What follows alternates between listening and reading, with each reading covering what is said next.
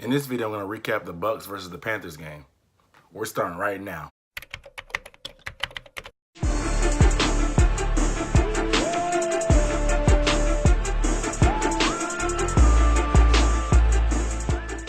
What up, though? What's up, everybody? It's Aaron Duncan here with the Necessary Bluntness Sports Talk. This is a channel we might not tell you what you want to hear, but we're definitely going to tell you what you need to hear. And on this channel, we talk about the best division in the NFL, the NFC South. So this is your first time being here. Consider subscribing and giving this video a thumbs up. But real quick, let me know in the comments below what you guys thought about the game, man. And Jameis, man, he balled. What do you think about him going forward? Do you think him and Cutter are going to stick together or what? And then the Panthers, man, what do you think about that close game? Is it showing weakness for them, man? What's going on with these guys? All right. Merry Christmas, everybody. If you haven't noticed, I'm in a different scene. I'm back home for the holidays. I'm actually recording in my sister's room. That's why the walls are green and all these sticky notes and pictures in here. So part of my relocation, I'll be back home shortly.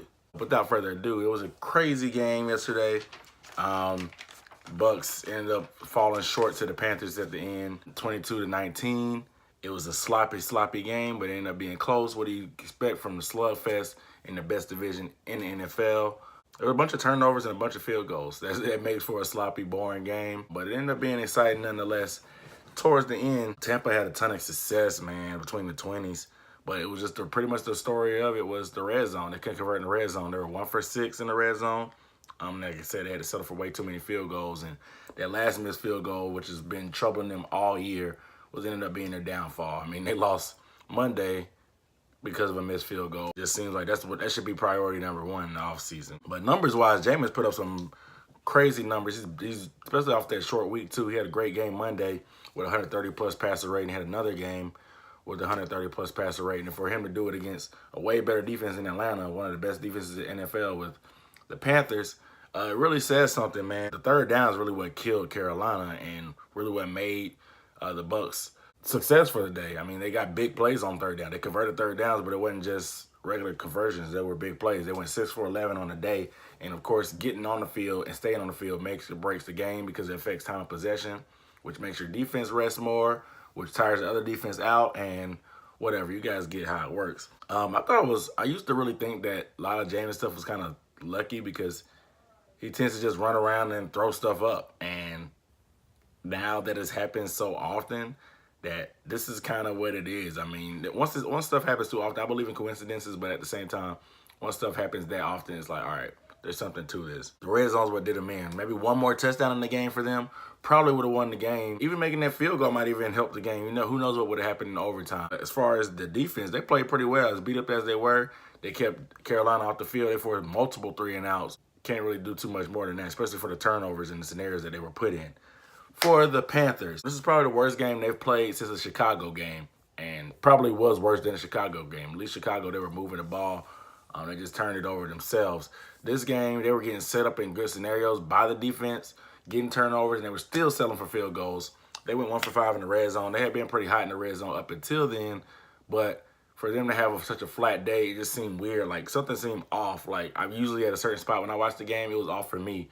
I was back home watching the game with my sisters, and it just didn't feel right. I didn't have all my right mojo and all that crap. I didn't have all my superstitions in order, and it just seemed off. The play calling was flat. The running game was flat. Cam was flat. Everyone just seemed like they were ready to go open presents and gifts because it was the holiday and they really didn't want to be there.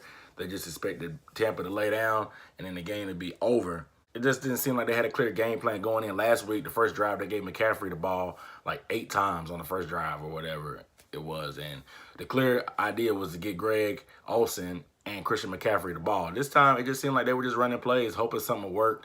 Schuler was just throwing stuff against the wall, seeing what would stick. I'm usually not a big critic on Schuler. I usually take up for him a lot, but that was probably one of the worst games he's called in years. Some of y'all would probably name some worse games, but who knows? 1 of 5 in the red zone is not going to cut it. Gano came up big making those field goals all game, though, man. Got a shout out to my boy Graham. He's going to be a Pro Bowler, probably. Hopefully it doesn't matter because hopefully the Panthers go to the Super Bowl. But special teams, man, were big. But that final drive, though, was right on time. Burson and Kalen Clay had some big-time catches, even though Burson had a drop that caused an interception earlier in the game. Cam was sharp on that drive. I thought they were going to score too quick, and Ron Rivera would mention in the press conference that they were doubling Olsen and Funches. So when that happens, the number 3 guy and number 4 guy is going to have to step up, which is Kalen Clay and Brenton Burson. Unfortunately, Bird is usually that 3rd guy. He got hurt.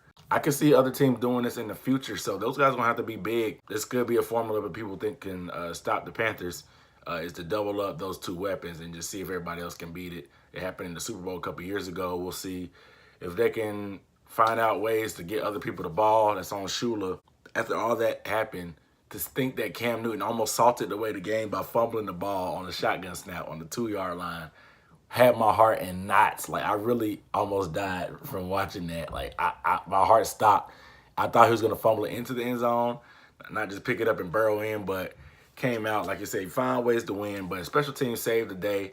Everybody's going to say that. Definitely Birdman came up. Birdman came up big. A kick return, guys. We've had a kick return and a punt return in the same season for the Carolina Panthers. This has not happened in Lord knows how long. I don't even remember the last time I've seen one besides that Philly Brown fumble return, whatever, on a punt a couple years ago. But anyway, Bird has been crazy. His speed is ridiculous. See him hurt, though, sucks. I'm hurt for him. I hope it's not too serious. Hopefully he'll be back for the playoffs at the worst.